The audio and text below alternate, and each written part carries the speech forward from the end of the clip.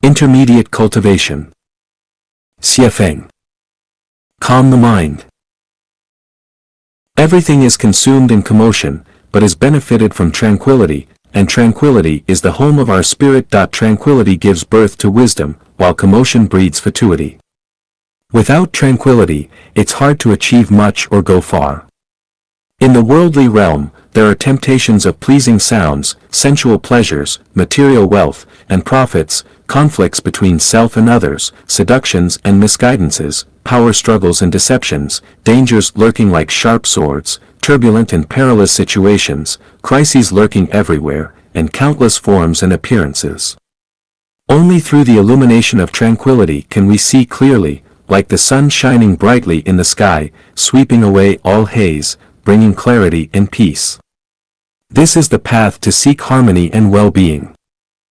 How to calm the mind: do not feel inferior, do not feel superior, do not be arrogant, do not make vows, do not get angry, do not give in to passions, do not owe heaven, do not owe people, do not owe earth, do not owe oneself, do not crave strange tastes, do not harbor strange behaviors, do not practice conspiracies, do not make strange gestures, do not insult gods and Buddhas, do not talk about others' faults. Do not discuss worldly affairs, do not indulge in worldly sentiments, do not boast about one's abilities, have few desires, work moderately, speak cautiously, abstain from killing, then you can calm your mind.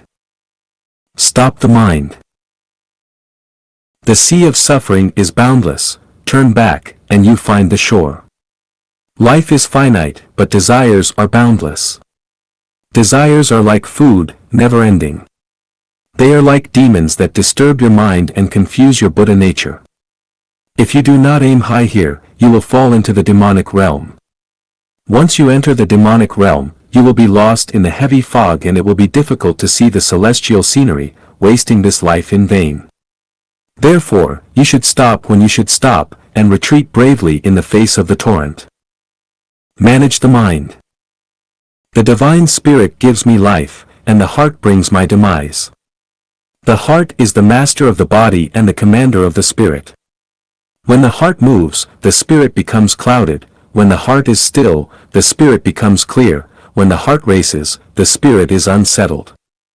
A single movement of the heart invites all kinds of troubles. While there are remedies for 100 diseases, the disease of the heart is difficult to cure.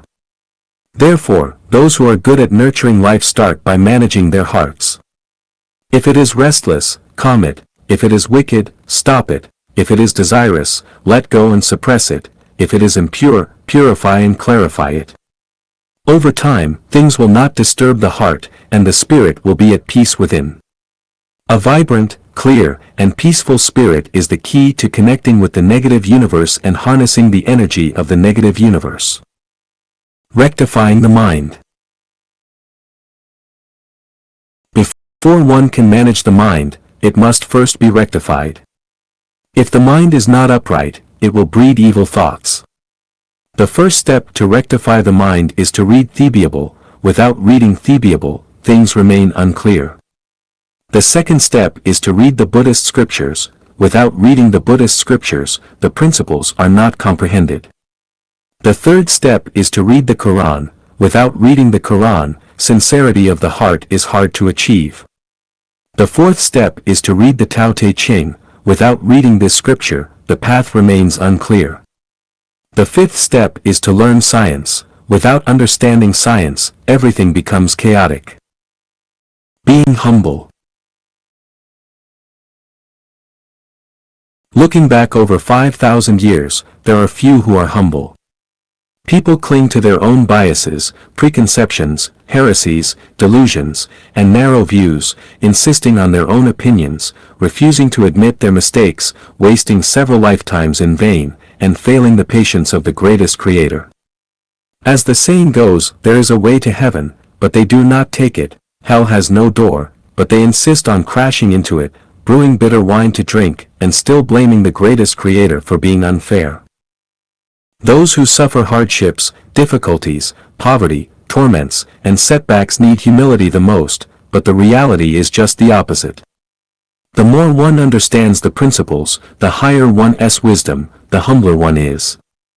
The less one understands the principles, the more stubborn, obstinate, reactionary, and cruel one is, the further one is from the Tao.